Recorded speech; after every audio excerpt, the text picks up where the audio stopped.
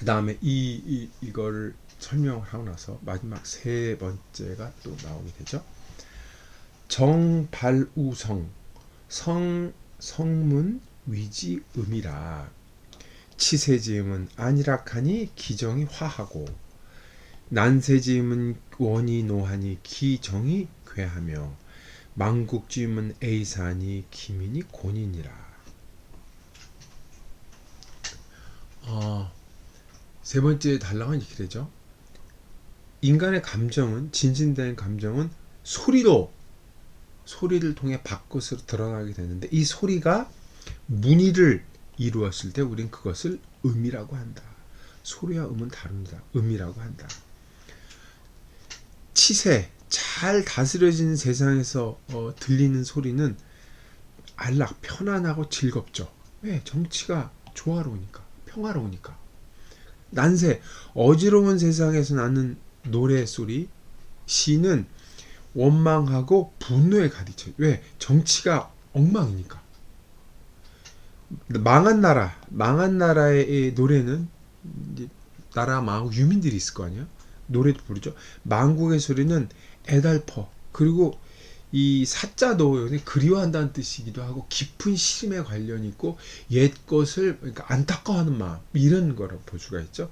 얘기하니 뭡니까? 그 백성들이 힘든 시대에 거쳐왔기 때문이죠. 이 부분도 상당히 잘 쓴 부분이죠.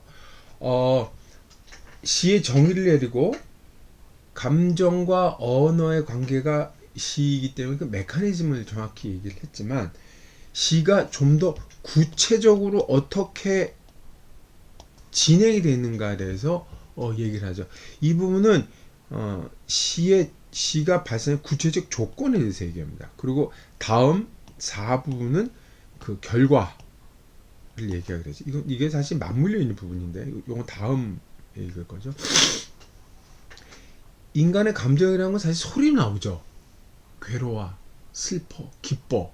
이거는 누구나 다 낼 수 있는 소리입니다. 이건 언어가 여기서 언어의 단계죠. 근데 이 성이 문체로, 이건 형식이기도 하고 문이기도 하고 인위적인 꿈하고 약간 다른데 뭐 그런 어떤 질서를 갖게 돼야 되고, 그럴 때 우리는 그것을 음이라고 한다 이게 되죠. 여기 위지라는 말을 썼죠. 성이 문의를 이루었을 때 아름다운 모습을 완성됐을 때 우린 그것을 일러 음이라고 한다.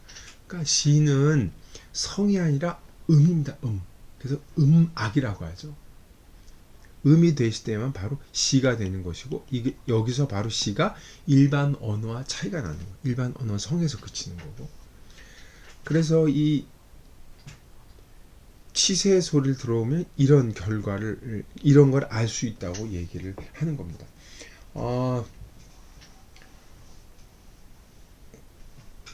제가 이 문에 대해서 뭐 자세히 설명을 안 드렸는데, 문장이라고 보통 얘기하잖아요. 문장. 이건 이제 산문을 보통 우리 센텐스라고 이제 번역을 이걸로 하고 있는데, 원래 한문에서 문장은 훌륭하게 빛나는 뛰어난 거, 가치 평가가 들어간 거라고 몇 번 말씀드렸죠. 이 문장 가운데 핵심이 시입니다. 시. 그건 바로 문하고 관련이 있다는 얘기죠. 이 중국에서는 시문이라고 얘기하지만, 시는 음악이고 산문을 보통 얘기하지만, 문장과 문에 대한 전통이 대단한데 이 문으로 모든 걸 설명을 할 수가 있죠.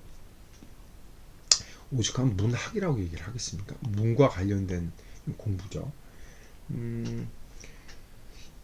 이 부분에서 이제 음악이 나왔는데, 시가 음악이 되는 얘기이기도 하고, 음악이 인간에 미치는 영향에 대해서 깊이 생각하는 거라고 볼 수가 있습니다. 거꾸로 얘기하면 무엇이 정을 움직이게 하는가? 무엇이 정을 움직이게 하는가? 제가 앞에서 인간의 정을 움직이게 하는 게 윤리적이고 정치였다고 제가 말씀을 드렸는데, 이 당시에 한나라 때죠. 한나라 때까지, 그 주나라부터 한나라 때까지, 초기까지 한나라 때까지 인간의 감정을 가장 잘 볼 수 있고 영향을 미치는 걸 이때 사람들은 시대 상황으로 봤어요. 그 시대 상황이라는 게 치세, 난세, 망국이라는 거죠. 시대 생각, 그러니까 치세와 난세, 망국이라고 하는 외부 상황이 시에 가장 크게 영향을 미치기 때문에 시가 그렇게 중요하게 된 거죠. 거꾸로 얘기하면 시를 통해서 세상을 알 수 있게 되는 거죠. 우리는 지금 시를 공부하면서 시를 읽어서 그 당시를 상상하는 거죠. 원래는 그 당시가 그러니까 뭐랄까 시와 밀접한 관련이 있기 때문에 그렇긴 하지만 그 당시 시대를 공부하면서 알 수 있는 시대를 공부해서 시를 알 수 있는 것보다 실질적으로는 시를 통해서 그 시대를 바라본다고 얘기할 수 있죠. 맹자에 보면 나는 내가 호연지기를 하는 걸 알고 있고 나는 지연이라 나는 말을 안다. 참 이게 간단한 말이야. 난 말을 안다. 이 말을 안다는 건 문해력이 좋다. 센텐스를 이해한다. 단어 쓰고 있다. 이거 아무 상관없어요. 말을 안다는 건 그 시를 언이라 그랬죠. 그 시는 시언지 언어란 말이에요. 그 시를 읽으면 그 시를 쓴 시인의 마음을 알 수 있고 그 시를 쓴 시인의 마음을 통해서 그 시대가 어떻게 됐는지를 알 수 있다는 뜻입니다. 지연이라는 거는 여기서 그 얘기라고 있는 거야. 시를 읽으면 그 시인이 쓴 시를 통해서 이게 치세인지 난세인지 그거를 알 수 있다는 거죠. 그렇다면 그 시인이 치세인지 난세인지 망국인지 알 수 있는 열쇠는 뭡니까? 안락, 원노, 애사라고 하는 시의 감정 상태, 즉 분위기를 보면 알 수 있다는 거예요. 그래서 시를 보면 시 소리가 평안하고 즐거운 소리다 하면 이게 좋은 시대의 난 소리구나라는 걸 알 수가 있는 거죠. 그러니까 우리가 당시를 보통 얘기할 때 뭐 성당의 시는 대단하다 그런 얘기를 하는데 성당의 시를 읽어보면 당나라 때 이 시대는 정말 태평성대였겠구나. 안록사에 이르기 전까지는 태평성대였다는 걸 알 수가 있는데 그 알 수 있는 건 시의 언어가 안하고 락하기 때문에 알 수 있는. 거꾸로 얘기하면 난세가 되면 당나라 말기가 되면 시의 원망과 분노가 가득 차 있는데 그거는 바로 시대가 어렵고 빡빡하구나 라는 걸 알 수가 있다는 거예요. 다시 말해서 안락과 원이 애사라고 하는 건 단순히 감정 상태가 아니라 이 구체적인 감정 상태를 하나의 분위기라고 이제 전체를 설명할 수 있으면 이 분위기를 통해서 치세의 음을 알 수가 있고 그것 때문에 그 당시의 세상이 정화, 정괴, 민곤이라는 걸 알 수가 있다는 거죠. 여기서 통치와 관련된 시의 정치성이라는 문제가 전면에 부각이 되는 거죠. 제가 한시 공부, 저는 서양시부터 읽었기 때문에 서양시에 대한 관념이 워낙 뿌리 박혀 있어서 한시를 배울 때 적응하기 진짜 힘들었던 게 시를 정치적으로 해석하는 거였어요. 그러니까 서양시를 읽으면 비판적인 시들이 있고 정치적으로 언급된 시들이 있지만 그거에서 크게 이렇게 뭐 신경 쓰지 않고 일종의 그거는 기능주의적 시 해석이라 그래서 되게 이제 사람들이 비판적으로 언급을 하고 있는데 그때에는 그 시각 자체가 하나의 시를 보는 관점일 뿐이지 그게 전부라는 걸 생각을 못했어요. 근데 한시 공부할 때는 거꾸로 시를 윤리적으로 해석하고 그때 윤리라는 것도 내가 협소하게 받아들인 윤리적으로 해석하는 것 정치적으로 독해하는 것이 저한테 아주 어색하고 이상했습니다. 서구적 시관념으로 보니까 그래서 한시를 해석하는 방식이 전 마음에 안 들었어요. 근데 그게 이제 계속 마음에 남아 있었는데 시경을 공부를 하면서 왜 이상치 사람들이 시의 정치성과 윤리성이 그렇게 문제가 됐고 그것만 얘기하게 됐는지를 요즘에 와서 조금씩 알게 되는 것 같아요. 한나라 때 그러니까 시경이라는 것이 주로 통치계급에서 아니 외교로 갔을 때 다시 말해서 통치나 외교라고 하는 큰 일에 관계되는 데에서만 쓰인다는 게 되게 이상했던 거죠. 아니 실한 게 읽어보면 분명히 개인의 아픔과 이 서러움이 담은 건데 이걸 왜 이렇게 단장 치유해서 해석을 할까 했던 건데 이 시가 어떻게 동양에서 발생을 했고 그것이 어떻게 쓰였으며 후대에 어떻게 해석이 풍부해졌는지를 모르고 있었기 때문에 그런 생각을 가졌던 것이죠.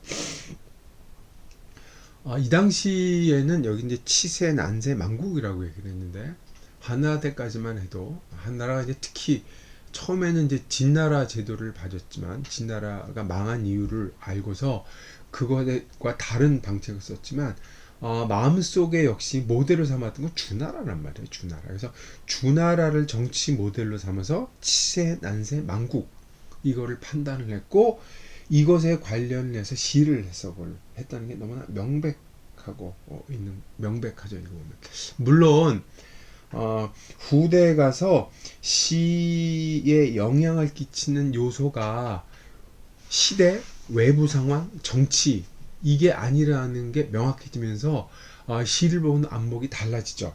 예컨대 인간관계, 친구랑 헤어질 때라든지 아니면 사계절의 순환 아주 중요하죠. 그리고 풍경들, 자연 풍경들 무엇보다도 역사적 유적지 같은 걸 보면서 그것들도 인간의 마음에 영향을 미치고 그 심에 영향을 미치고 그 영향을 받은 것이 지라는 걸로 나타난다는 것이 이제 확실해지죠. 그래서 이제 아까 말씀드린 시언지할 때 시라는 함의가 풍부해지면서 시의 해석이 확대된 것이기도 하죠.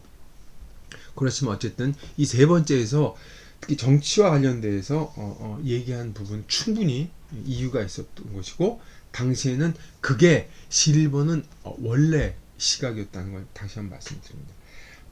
이 3에서 특히 제가 말씀드리고 싶은 것은 시를 작동시키는 분위기를 정확하게 인지하고 있다는 거예요. 안락, 원노, 애사 같은 것들. 이것이 결국은 안락, 원노, 애사 같은 경우는 음악하고 결합했을 때 감정이 더 뚜렷이 드러나죠.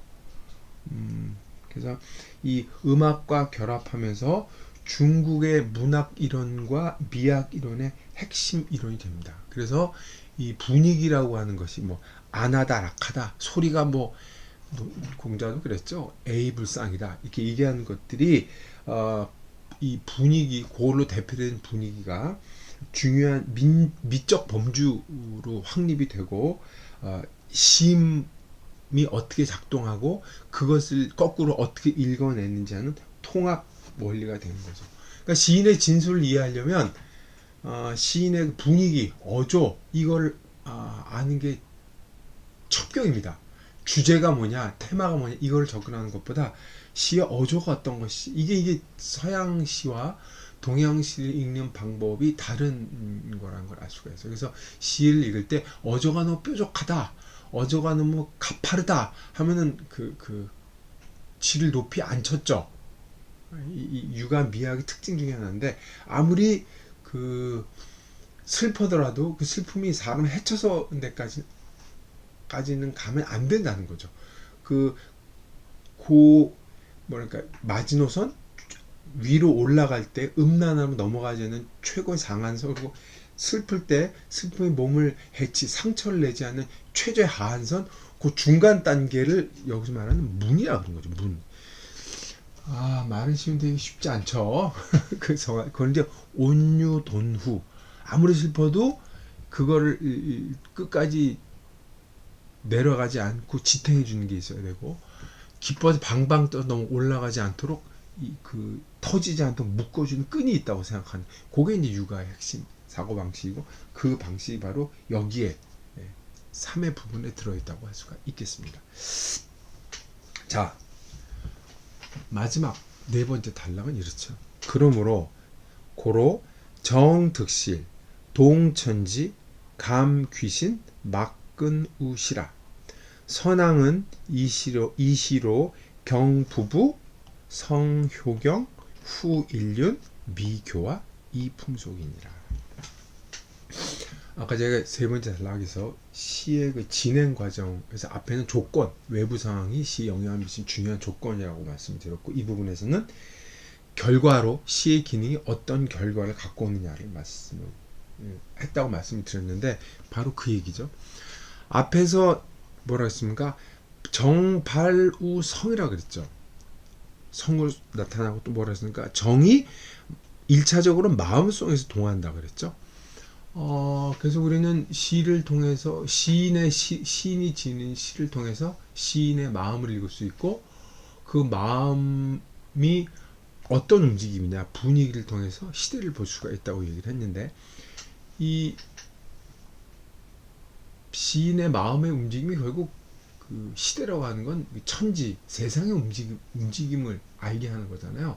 그러니까 시는 좀 더 확대가 되면 마음속에서 움직이는 게 아니라 천지를 움직이기도 합니다. 다시 말해서 여기서 핵심은 동이죠, 동. 그래서 시인의 마음이 움직이고 그걸 감화를 시키고 음악에 입혀져서 사람에게 노래를 불려주고 하면은 사람들이 그 시를 듣고 마음이 정화가 되고 착해진다는 거죠.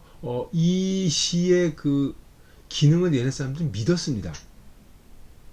그래서 음악이 사라졌을 때 시가 거의 잃어버렸다고 얘기하는 것, 바로 그런 이유 때문인데, 그때 시를 듣는 사람들은 임금이고 대부분 통치자였기 때문에 그들이 그 순화되고 착한 마음으로 세상을 다스리면 당연히 천지를 움직일 수가 있는, 이게 논리적 비약이 아니냐 얘기를 할 수가 있는데, 논리적 비약일 수 있습니다. 다만 중요한 것은 옛날 사람들이 그걸 믿었다는 거죠. 지금은 시건 문학작품이 지극히 개인적인 취향으로 넘어가서 시의 그 효용성, 사회성, 이런 부분을 뭐라 그럴까, 너무 얕본다 그럽니까? 아니면 너무 뭐라 그럴까, 하찮게 본다 그럴까? 시의 목적이 있다는 것에 사람들이 되게 알레르기 반응을 보이는데, 그것조차도 순수 문학이나 문학이 어떤 고유의 기능을 갖고 있다고 하는 일종의 한정된 문학 의식에 사로잡혀서일 수도 있습니다. 옛날 사람들은 그렇게 안 봤죠. 그래서 이 한국에서는 특히 두보시가 널리 읽혔는데, 두보시의 가장 중요한 게 경세요. 세상을 어떻게 잘 다스릴 것이냐, 경세죠, 경세. 옛날 사람들이 경학을 했다고 얘기했죠. 오경, 경학을 했는데, 이 경학도 역시 세상을 어떻게 잘 다스릴까 문제와 관련이 되는 거죠. 이 경학에 시가 들어가 있잖아요. 이거와 관련이 되는 거죠. 그래서 두보의 시는 한국에 그렇게 읽혔고, 한국에서 두보가 특히 유명했고, 여기에 대해서 깊이 생각하고 이거 실천해서 시를 쓴 사람이 다산 정약용이죠. 우린 그거를 사회시다, 현실주의 시다, 뭐 이렇게 얘기를 하고 있고, 시에서 시를 공부하는 사람들은 그런 방향에서만 읽고 있는데, 시 비평의 역사, 시의 역사를 읽어보면 그렇게 간단치 않은 문제가 깔려 있다는 걸 이 대설을 통해서 알 수가 있죠. 여기서 얘기하는 건 득실을 올바로, 뭐가 정치에서 잘한 건지 못한 것인지를 제대로 파악할 수가 있고, 천지, 세상을 움직이게 할 수 있으며, 귀신과 우리 정신까지도 이 감, 느끼게 할 수 있고, 이거는 시보다 더 잘하는 게 없다는 거죠. 시의 효용성을 얘기하는 거죠. 이런 정덕실, 동천지, 감, 귀신이라는 시의 기능 때문에 결국은 선왕이라는 것도 가치 판단이 들어 훌륭한 예전의 임금들이나 유토피아를 만들었던 임금들은 이것 때문에, 시의 이런 기능 때문에 이거를 세상에 잘 써서 부부, 남녀 관계의 원칙을 훌륭하게 세웠고, 효와 경, 아랫사람이 윗사람에게 효하는 것, 윗사람 아랫사람을 사랑하는 것, 그리고 아랫사람이 윗사람을 공경하는 경에 대해서 이것이 완성된 모습이 어떤 것인지 완벽하게 잘 드러냈고, 인간의 윤리 감각을 두텁게, 얄팍하게 아니라 두텁게 쓰며 교화를 아름답게 이루었고, 결국 풍속을 움직일 수 있게까지 됐다는 거죠. 결국 이제 효용적 관점이라고 그래 요약하는 것인데 이 풍속이라는 건 세상을 바꾼다는 얘기죠. 여기에는 물론 이제 지금과는 달리 백성을 이 풍속할 때 백성을 균질적인 재민이라고 그러죠. 우리 재민이라고 그러죠. 제나자 이건 이제 이때 재는 이제 이게 등이라는 뜻이거든요. 다시 말해 평이라는 말인데 다시 말해 평미라는 뜻이에요. 백성들 균질적인 존재로 봤다는 게 좀 걸리긴 하는데 뭐 지금은 위정자들이 백성들을 재민으로 보지 않나요? 우리만 그렇지 않다고 생각을 하지. 국민이라는 이 추상적이고 모호한 단위로 얘기를 하잖아요. 예나 지금이나 큰 차이가 없는 것 같아요. 이 효용적 관점에서 보고 있는 거지만 그것이 이제 서양 문학에서 말하는 문학을 기능에 한정시켜서 보는 건 아니라는 걸 제가 이제 거듭 말씀을 드립니다. 그리고 이렇게 지금 시를 본 사람이 없죠. 그 어느 것도 이렇게 시에 이런 일을 할 수 있는 건 없어요, 사실. 다만 이 한나라 때까지만 해도 선악에 대한 존중심 그리고 유토피아에 대한 그 향수, 그리움, 가능하다는 믿음, 그리고 이제 시이자 음악이고 음악이 시였을 때 이것이 발휘할 수 있는 힘에 대한 굳건한 믿음이 있었기 때문에 이런 생각이 가능했던 거죠. 지금 같은 냉소적인 시대에는 이게 너무 과장이 심하고 비약이 아니냐 이렇게 말씀을 하시는 분들이 있을지 모르겠지만 중요한 건 그게 아니라 이전 시대의 상상력이 지금과는 달랐다는 것. 그리고 이런 원칙이 있었기 때문에 이후에 문학 비평 이론, 문학 이론이 전개가 될 때 후대 시들은 이전 시대에 잃어버린 시의 감각과 기능, 분위기, 그리고 시의 위력을 회복해야 된다고 하는 중요한 첫 걸음을 뗐다는 게 의미가 있다고 하겠습니다.